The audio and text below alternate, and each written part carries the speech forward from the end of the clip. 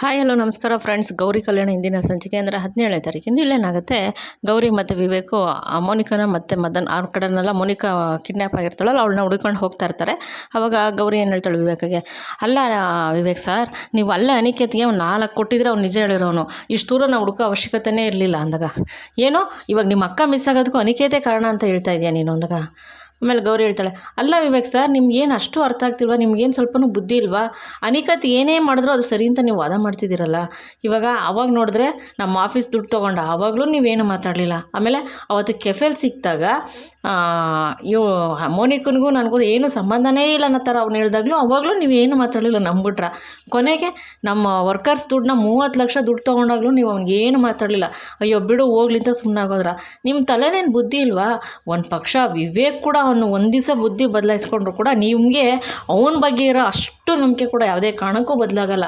ಅವನೇನೇ ಮಾಡಿದ್ರು ನೀವು ಅವನ್ನ ನಂಬ್ತೀರಲ್ವಾ? ಅದು ಹಾಗಲ್ಲ ಪುಣ್ಯವತಿ ಅಂದಾಗ, ಮತ್ತೆ ನೀವು ಇನ್ನೇನೇ ಮಾತಾಡಬೇಡಿ ಸರ್ ಅಂದಿದ ತಕ್ಷಣ ಪೊಲೀಸ್ನವ್ರು ಅಲ್ಲೇ ಸೈಡ್ಗೆ ಅವ್ರನ್ನ ವ್ಯಾನ್ನ ನಿಲ್ಲಿಸ್ಬಿಡ್ತಾರೆ. ವಿವೇಕ್ ಕೂಡ ಅಲ್ಲೇ ಹೋಗಿ ನಿಲ್ಲಿಸಿದಾಗ, ಯಾಕೆ ಸರ್ ಏನಾಯಿತು ಅಂದಾಗ, ವಿವೇಕ್ ಸರ್ ಏನಿಲ್ಲ, ಇವಾಗ ಅವರು ಸಿಮ್ ಕಾರ್ಡ್ ಲೊಕೇಶನ್ ಸ್ಟಾಪ್ ಆಗಿದೆ, ಅವ್ರು ಎಲ್ಲಿದ್ದಾರೆ ಅಂತ ಗೊತ್ತಾಗ್ತಾ ಇಲ್ಲ ನಮ್ಗೆ, ಇವಾಗ ಎಲ್ಲ ಫುಲ್ಲು ಮೊಬೈಲ್ ಸ್ವಿಚ್ ಆಫ್ ಆಗಿದೆ ಅಂದಾಗ. ಸ್ವಿಚ್ ಆಫ್ ಆಗಿದೆಯಾ? ಅದೇ ಹಾಗೆ ಅಂದಾಗ, ಗೊತ್ತಿಲ್ಲ ಸರ್ ಅಂದಾಗ, ಅಲ್ಲ ಸರ್ ಇನ್ನು ಮದುವೆ ಮನೆಯಿಂದ 15-16 ಕಿಲೋಮೀಟ್ರ್ ಬಂದಿದ್ದೀವಿ, ಇಷ್ಟು ಬೇಗ ಸ್ವಿಚ್ ಆಫ್ ಆಗೋಕ್ಕೆ ಹೇಗೆ ಸಾಧ್ಯ ಅಂತ ಅಂದ್ಬಿಟ್ಟು ವಿವೇಕ್ ಮತ್ತು ಗೌರಿ ಹೇಳಿದಾಗ, ಅದೇ ಗೊತ್ತಿಲ್ಲ ಸರ್ ಅಂತ ಅಂದ್ಬಿಟ್ಟು ಪೊಲೀಸ್ನವ್ರು ಹೇಳ್ತಾರೆ. ಅವಾಗ ಗೌರಿ, ಸರ್ ಇದ್ರಲ್ಲಿ ಪಕ್ಕ ನಮ್ಮ ಮನೆಯವ್ರದ್ದೇ ಯಾರ್ದೋ ಇನ್ಫಾರ್ಮೇಷನ್ ಇದೆ ಸರ್ ಅಲ್ಲಿ. ಇವಾಗ ನೋಡಿ, ನಾವು ಅಲ್ಲಿಂದ ಬಂದು ಹುಡುಕ್ತಿದ್ದೀವಿ ಅಂತ ಇನ್ಫಾರ್ಮೇಷನ್ ಕೊಟ್ಟ ಮೇಲೇ ಮೊಬೈಲ್ ಸ್ವಿಚ್ ಆಫ್ ಆಗಿದೆ ಅಂದರೆ ನಮ್ಮ ಮನೆಯಿಂದನೇ ಯಾರೋ ಅವ್ರಿಗೆ ಇನ್ಫಾರ್ಮೇಷನ್ ಕೊಟ್ಟಿದ್ದಾರೆ, ಇಲ್ಲಾಂದರೆ ಅವ್ರು ಯಾವುದೇ ಕಾರಣಕ್ಕೂ ಮೊಬೈಲ್ ಸ್ವಿಚ್ ಆಫ್ ಮಾಡ್ಕೊಳಕ್ಕೆ ಸಾಧ್ಯನೇ ಇಲ್ಲ ಸರ್ ಅಂದಾಗ. ಹೋಗಬೇಕು, ಸುಮ್ಮನೆ ಇರ್ತೀಯ ಪುಣ್ಯವತಿ, ಬರೀ ಇದೇ ಮಾತಾಡೋದಾಗತ್ತಲ್ವ ನೀನು ಅಂದಾಗ, ನಾನು ಹೇಳ್ತಿರೋದು ಸರಿ ವಿವೇಕ್ ಸರ್ ಅಂದಾಗ. ಅವಾಗ ಪೊಲೀಸ್ನವ್ರು, ಹೌದು ಸರ್ ಮೇಡಮ್ ಹೇಳ್ತಿರೋದು ಸರಿಯಾಗೇ ಇದೆ ಅಂದಾಗ ವಿವೇಕ್ ಏನೂ ಮಾತಾಡಲ್ಲ. ಸರಿ, ಇವಾಗ ಮತ್ತೆ ಪೊಲೀಸ್ನವರು ಅವ್ರ ಸೈಬರ್ ಅವ್ರ ಕಡೆ ಫೋನ್ ಮಾಡ್ತಾರೆ. ಫೋನ್ ಮಾಡಿಬಿಟ್ಟು ಅವ್ರ ಸೈಬರವ್ರನ್ನ, ಇವಾಗ ಏನಾರು ಸಿಮ್ ಕಾರ್ಡ್ ಆ್ಯಕ್ಟಿವೇಶನ್ ಏನಾರು ಆಗಿರ್ಬೋದಾ, ಅಥವಾ ಸಿಮ್ ಕಾರ್ಡ್ ಲಾಸ್ಟ್ ಲೊಕೇಶನ್ ಎಲ್ಲಿ ನಿಂತಿದೆ ಅಂತ ಸ್ವಲ್ಪ ಏನಾರು ಹೇಳೋಕ್ಕಾಗತ್ತಾ ಅಂತ ಅಂದ್ಬಿಟ್ಟು ಕೇಳ್ತಾರೆ. ಹಾಂ ಸರ್, ಅದು ಕನಕಪುರ ರೋಡಲ್ಲಿ ತಾತ್ಕುಣಿಗೆ ಹೋಗೋ ರೋಡಲ್ಲಿ ಸಿಮ್ ಕಾರ್ಡ್ ಸ್ಟಾಪ್ ಆಗಿದೆ ಸರ್. ಅವ್ರು ಇಲ್ಲೇ ಸ್ಟಾಪ್ ಆಗಿದ್ರು, ಒಂದು 2-3 ಕಿಲೋಮೀಟ್ರ್ ಹತ್ರದಲ್ಲೇ ಅವ್ರು ಇರ್ತಾರೆ ಸರ್, ಬೇರೆ ಎಲ್ಲೂ ಹೋಗೋಕ್ಕೆ ಚಾನ್ಸ್ ಇಲ್ಲ ಮೋಸ್ಟ್ಲಿ ಇಲ್ಲೇ ಎಲ್ಲ ನಿಯರ್ ಇರ್ತಾರೆ ಸರ್, ಅಕ್ಕಪಕ್ಕನೇ ಅಂತ ಅಂದ್ಬಿಟ್ಟು ಅವರು ಸೈಬರವ್ರು ಹೇಳ್ತಾರೆ. ಅವಾಗ ಪೊಲೀಸ್ನವರು, ಅಕ್ಕಪಕ್ಕ ಎಲ್ಲರೂ ಇರ್ಬೋದು ಅನ್ನೋದು ಏನಾರು ಸೂಚನೆ ನಮ್ಗೆ ಏನಾರು ಸಿಗ್ತಾ ಇದೆ, ಏನಾರು ಕ್ಲೂ ಇದೆಯಾ ಅಂತ ಅಂದ್ಬಿಟ್ಟು ಪೊಲೀಸ್ನವ್ರು ಕೇಳ್ತಾರೆ. ಅದು ಸರ್ ಏನಿಲ್ಲ, ಇಲ್ಲಿ ಅಕ್ಕಪಕ್ಕ ಒಂದು ಯಾವುದೋ ಪಾಳು ಮನೆ ಇದೆ, ಆ ಪಾಳು ಮನೆ ಹತ್ರ ಯಾವುದೋ ಪಾಳು ಬಿಲ್ಡಿಂಗ್ಗಳಿದೆಯಲ್ಲ ಸರ್, ಅಲ್ಲೆಲ್ಲ ಮೋಸ್ಟ್ಲಿ ಇರ್ಬೋದು ಸರ್, ಅಲ್ಲೇ ಅದು ಲೊಕೇಶನ್ ಎಂಡಿಂಗ್ ತೋರಿಸ್ತಾ ಇದೆ ಸರ್ ಅಂತ ಅಂದ್ಬಿಟ್ಟು ಪೊಲೀಸ್ನವ್ರು ಹೇಳ್ತಾರೆ. ಅಲ್ಲ, ಸೈಬರವ್ರು ಪೊಲೀಸ್ನವ್ರಿಗೆ ಹೇಳ್ತಾರೆ. ಸರಿ ಆಯಿತು ಅಂದ್ಬಿಟ್ಟು ಪೊಲೀಸ್ನವ್ರು ಅಂತಾರೆ. ಇಲ್ಲಿ ಈ ಕಡೆ ಈ ಚಂಚಲ ಡ್ರಾಮಾ ಶುರು ಮಾಡಿಬಿಟ್ಟಿರ್ತಾಳೆ. ಅಲ್ಲ, ಇವಳಿಗೆ ಪದೇ ಪದೇ ಮದುವೆ ಮನೆಯಿಂದ ಮುಹೂರ್ತ ಟೈಮಲ್ಲೇ ಓಡೋಗೋದೇನಾರು ಕಾಯಿಲೆ ಇದೆಯಾ ಅವಳಿಗೆ, ಅದಕ್ಕೆ ಓಡೋದ್ಲಾ ಅಂತ ಅಂದ್ಬಿಟ್ಟು ಅಂತಾಳೆ. ಅವಾಗ ಅವ್ರು ಏನು ಮಾತಾಡಲ್ಲ. ಇಲ್ಲಿ ಯಾರು ಓಡೋಗಿರೋದಲ್ಲಮ್ಮ, ಕರ್ಕೊಂಡೋಗಿರೋದಲ್ವಾ, ಯಾರೋ ಕರ್ಕೊಂಡು ಹೋಗಿರೋದು ಅಂತ ಅಂದ್ಬಿಟ್ಟು ಎಲ್ಲರೂ ಹೇಳಿದಾಗ ಅವಳು ನಂಬಲ್ಲ. ನೀವು ಅವ್ರು ಹೇಳಿದ್ನೇ ನೀವು ನಂಬ್ತೀರಲ್ವಾ? ಪದೇ ಪದೇ ನನ್ನ ಮೇಲೆ, ನನ್ನ ಮಗನ ಮೇಲೆ ನೀವು ಇದೇ ಥರ ಬ್ಲೇಮ್ ಮಾಡ್ತಾನೆ ಇದ್ದೀರಲ್ವಾ? ಅಲ್ಲ, ಅವತ್ತು ವಿವೇಕ್ ಮದುವೆಲಿ ಕೂಡ ಇವಳು ಓಡೋಗಿದ್ಲು, ಇವತ್ತು ನನ್ನ ಮಗನ ಮದುವೆಲಿ ಕೂಡ ಓಡೋಗಿದ್ದಾಳೆ. ನಮ್ಮ ಮನೆ ಮಾನ ಮರ್ಯಾದೆ ತೆಗಿಬೇಕು ಅಂತಲೇ ಇವರೆಲ್ಲ ಕಾಯ್ತಾ ಇರ್ತಾರೆ, ಅದನ್ನು ನೀವೆಲ್ಲ ನಂಬ್ತಿರಲ್ಲ, ನಿಮ್ಗೆ ಏನು ಹೇಳಬೇಕು ಅಂತ ಅಂದ್ಬಿಟ್ಟು ಅಂತಾರೆ. ಅಷ್ಟರಲ್ಲಿ ಪಾಪ ಕಾಂತಲಕ್ಷ್ಮಿ ವೀರಣ್ಣ ಅಳ್ತಾನೆ ಇರ್ತಾರೆ. ಆವಾಗ ಶಾರದಮ್ಮರು, ಚಂಚಲ ಸ್ವಲ್ಪ ಸುಮ್ಮನಿರ್ತೀಯ, ಎಷ್ಟು ಮಾತಾಡ್ತಿದ್ಯಾ ನೀನು, ಸ್ವಲ್ಪ ಸುಮ್ಮನಿರು, ಇದು ಒಳ್ಳೆ ಪದ್ಧತಿ ಅಲ್ಲ ಅಂತ ಅಂದ್ಬಿಟ್ಟು ಚಂಚಲಂಗೆ ಹೇಳ್ತಾರೆ. ಆವಾಗ ಚಂಚಲ, ಏನಕ್ಕಮ್ಮ ನನ್ನ ಯಾಕಮ್ಮ ಸುಮ್ಮನೆ ಇರಿಸ್ತಾ ಇದ್ದೀರಾ, ಇವಾಗ ಇಲ್ಲಿ ಮಾಡಿರೋದು ನನ್ನ ಮಗಂದು ಏನಮ್ಮ ತಪ್ಪಿದೆ, ನೀವೆಲ್ಲ ಸೇರ್ಕೊಂಡು ನನ್ನ ಮಗನ ಮೇಲೆ ತಪ್ಪು ಹೇಳಿದ್ರಲ್ಲ, ಇದರಲ್ಲಿ ನನ್ನ ಮಗನೇನು ತಪ್ಪಿಲ್ಲ. ನನ್ನ ಮಗ ನೋಡಿ ಹೊಸ ಮನೆ ಮೇಲೆ ಕೂತಿದ್ದಾನೆ, ಅವನು ಎದ್ದೋಗಿಲ್ಲ, ಆದರೆ ಮದುವೆಗೆ ಹುಡುಗಿನೇ ಕಾಣ್ತಾ ಇಲ್ಲ, ಪದೇ ಪದೇ ಮದುವೆ ಮಂಟಪದಿಂದ ಓಡೋಗ್ತಾ ಇರ್ತಾಳೆ. ಇವಾಗ ಇಲ್ಲಿ ಯಾರು ತಪ್ಪಿದೆ, ನನ್ನ ಮಗನ ತಪ್ಪಿದೆಯಾ ಅವಳು ತಪ್ಪಿದೆಯಾ, ಆದರೂ ನೀವೆಲ್ಲ ಅವಳನ್ನೇ ನಂಬ್ತಾ ಇದ್ದೀರಲ್ಲ ಯಾಕೆ ಅಂತ ಅಂದ್ಬಿಟ್ಟು ಚಂಚಲ ಕೇಳ್ತಾಳೆ. ಅವಾಗ ಪಾಪ ಅಲ್ಲೇನು ಮಾತಾಡಲ್ಲ, ವೀರಣ್ಣ ಅವ್ರು ಅಳ್ತಾನೆ ಇರ್ತಾರೆ. ಓ, ನನಗೆ ಚೆನ್ನಾಗಿ ಅರ್ಥ ಆಯ್ತು ಇವಾಗ. ಇವಳು ಅವಾಗ ವಿವೇಕ್ ಮದುವೆಯಲ್ಲಿ ಬಂದು ಅನಿಕೇತ್ ಜೊತೆ ಹೊರಟೋಗಿದ್ಲು, ಈಗ ಅನಿಕೇತ್ ಮದುವೆಲಿ ಬೇರೆ ಯಾರ ಜೊತೆ ಹೋಗಿದ್ದಾಳೋ ಗೊತ್ತಿಲ್ಲ.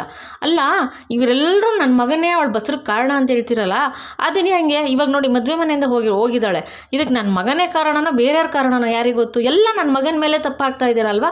ಆದರೂ ನನ್ನ ಮಗನೇ ಅವಳ ಮದುವೆ ಆಗಬೇಕು, ಆದರೂ ನನ್ನ ಮಗ ಈ ದಿನ ಬಂದು ಮನೆತನ ಚೆನ್ನಾಗಿರಬೇಕು, ಇದ್ರ ಗೌರವ ಉಳಿಬೇಕು ಅಂತ ಅವಳ ಮದುವೆಗೆ ಒಪ್ಕೊಂಡಿದ್ದಾನೆ, ಆದರೂ ಅವಳೇ ಇಲ್ಲ.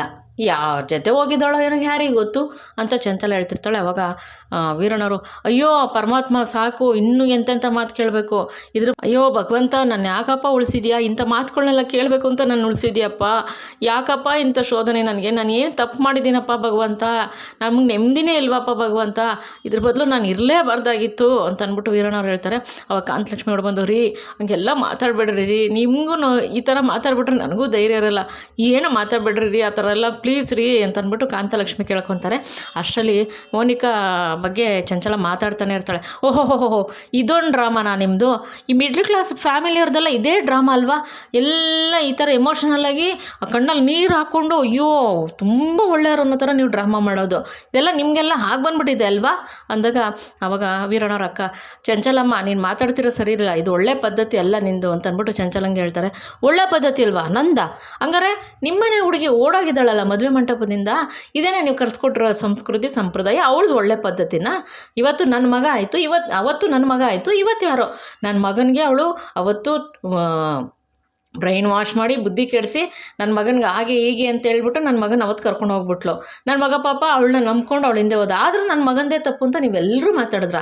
ಇವತ್ತು ನನ್ನ ಮಗನಿಗಿನ್ನ ಒಳ್ಳೆ ರಿಚ್ ಆಗಿರೋನು ಯಾರೋ ಸಿಕ್ಕಿರಬೇಕು, ಆವತ್ತು ವಿವೇಕಿಗಿನ್ನ ರಿಚ್ ಆಗಿ ನನ್ನ ಮಗ ಕಾಣಿಸ್ತಾ, ಇವತ್ತು ಅನಿಕೇತ್ಗಿನ್ನ ರಿಚ್ ಆಗಿ ಬೇರೆ ಯಾರೋ ಕಾಣಿಸಿದ್ದಾರೆ, ಅದಕ್ಕೆ ಹೋಗಿದ್ದಾಳೆ ಅಂತಂದ್ಬಿಟ್ಟು ಚಂಚಲ ಅಂತಾಳೆ. ಅವಾಗ ವೀರಣ್ಣವ್ರು ಅಯ್ಯೋ ದೇವರೇ ಅಂತ ಪಾಪ ಕೂತ್ಕೋತಾರೆ. ಅವಾಗ ಚಕ್ರವರ್ತಿ ಕೋಪ ಬಂದ್ಬಿಡುತ್ತೆ. ಚಂಚಲ ಇನ್ನೊಂದು ಮಾತು ಮೋನಿಕನ ಬಗ್ಗೆ ಮಾತಾಡಿದ್ರೆ ನಾನು ಸುಮ್ಮನಿರಲ್ಲ, ಸೈಲೆಂಟಾಗಿ ಇದ್ಬಿಟ್ರೆ ಸರೋಗುತ್ತೆ ಇವಾಗ ಅಂತ ಚಕ್ರವರ್ತಿ ಎದ್ಬಿಡ್ತಾರೆ.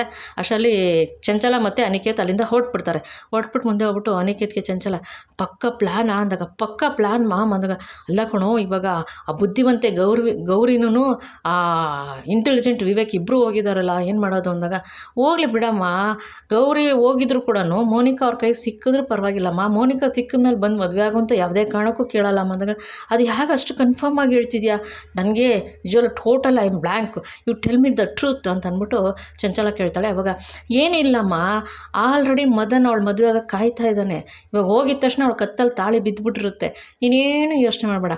ತಾಳಿ ಬಿದ್ದಾದಮೇಲೆ ಅವಳು ಬಂದು ಮತ್ತೆ ಈ ಮನೆಗೆ ಬಂದಾಗ ಇವರೆಲ್ಲರೂ ಆ ತಾಳಿ ಕಿತ್ತಾಕ್ಬಿಟ್ಟು ಇನ್ನೊಂದು ಸತಿ ತಾಳಿ ಕಟ್ಟಿಸ್ತಾರ, ನೆವರ್, ಈ ಮದುವೆ ಯಾವುದೇ ಕಾರಣಕ್ಕೂ ನಡೆಯಲ್ಲ, ಯು ಡೋಂಟ್ ವರಿ ಮಾ ಅಂದಾಗ, ಪಕ್ಕ ಅಂತ ಅಂದ್ಬಿಟ್ಟು ಚಂಚಲಂಗೆ ಅನಿಕೇತ್ ಹೇಳ್ತಾನೆ.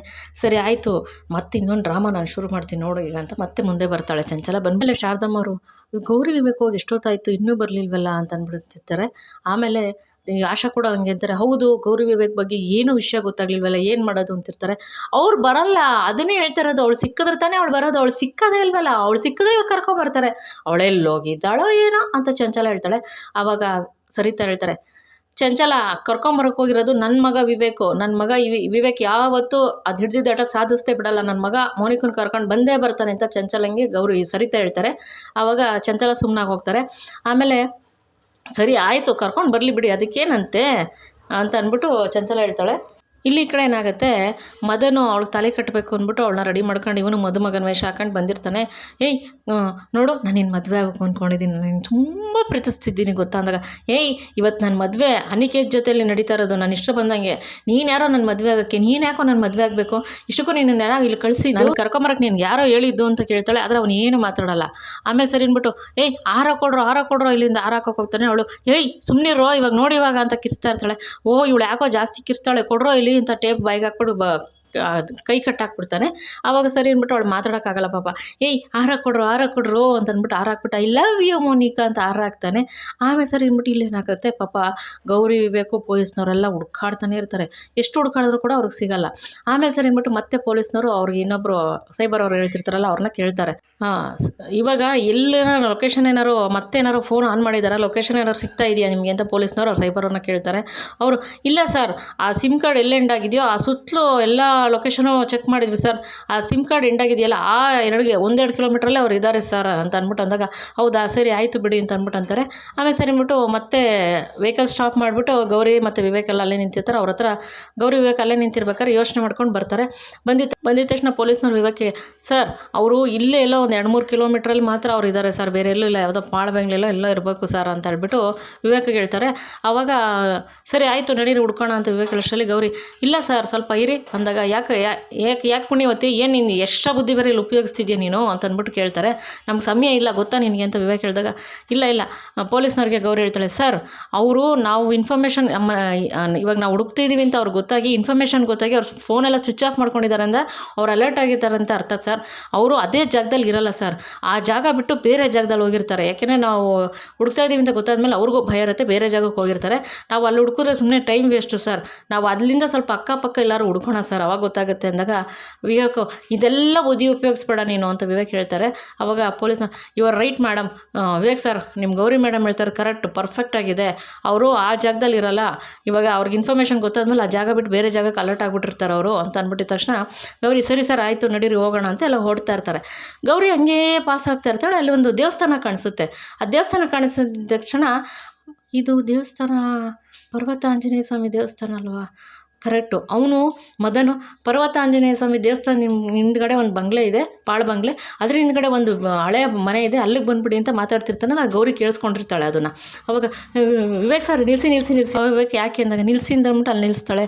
ಅವಾಗ ಪೊಲೀಸ್ನವ್ರು ಕೂಡ ಹಂಗೆ ಯೂಟರ್ನ್ ತಗೊಂಡು ಬಂದು ನಾವು ಪೊಲೀಸ್ನವ್ರು ಮುಂದೆ ಹೋಗಿದ್ದಾರೆ ಅಂತ ವಿವೇಕ್ ಹೇಳಿದಾಗ ಇರಿ ಒಂದು ನಿಮಿಷ ಅಂತ ಗೌರಿ ಹೇಳ್ತಾಳೆ. ಅಷ್ಟರಲ್ಲಿ ಪೊಲೀಸ್ನವ್ರು ಮತ್ತೆ ಯೂಟರ್ನ್ ತಗೊಂಡು ಗೌರಿ ಮತ್ತು ವಿವೇಕ್ ಇರೋತ್ತಕ್ಕೆ ಬರ್ತಾರೆ. ಯಾಕೆ ಮೇಡಮ್ ಯಾಕೆ ಅಂದಾಗ ಸರ್ ನಾನು ಅವತ್ತು ಕೇಳಿಸ್ಕೊಂಡೆ ಸರ್, ಆ ಕೇಟರ್ಸಲ್ಲಿ ಬಂದಿದ್ನಲ್ಲ ಸರ್, ಅವನೊಬ್ಬ ಪರ್ವತ ಆಂಜನೇಯ ಸ್ವಾಮಿ ದೇವಸ್ಥಾನದ ಹಿಂಗಡೆ ಒಂದು ಬಂಗ್ಲೆ ಇದೆ, ಅದ್ರ ಹಿಂಗಡೆ ಒಂದು ಪಾಳು ಮನೆ ಇದೆ ಅಂತ ಅವನು ಕರೆಕ್ಟಾಗಿ ಅಡ್ರೆಸ್ ಹೇಳ್ತಾ ಇದ್ದ ಸರ್, ನಾನು ಏನೋ ಕೇಳಿಸ್ಕೊಂಡೆ ಅವತ್ತು ಅಂದಾಗ ಹೌದಾ ಮೇಡಮ್ ಅಂದಾಗ ಹೌದು ಸರ್ ನೋಡಿ ಇದೇ ಪರ್ವತ ಆಂಜನೇಯ ಸ್ವಾಮಿ ದೇವಸ್ಥಾನ, ಅದ್ರ ಹಿಂಗಡೆನೇ ಒಂದು ಬಂಗ್ಲೆ ಇದೆ ನೋಡಿ ಸರ್, ನನ್ನ ಅನಿಸಿಕೆ ಇವರು ಇಲ್ಲೇ ಇದ್ದಾರೆ ಸರ್ ಅಂತ ಗೌರಿ ಹೇಳ್ತಾಳೆ. ವಿವೇಕು ಪುಣ್ಯವತಿ ನೀನು ಸಮಯ ವೇಸ್ಟ್ ಮಾಡಬೇಡ ಇಲ್ಲಿ ಅಂದಾಗ ಇಲ್ಲ ಪಕ್ಕ 99% 100% ಅವ್ರು ಇಲ್ಲೇ ಇದ್ದಾರೆ ಅಂತ ಗೌರಿ ಹೇಳ್ತಾಳೆ.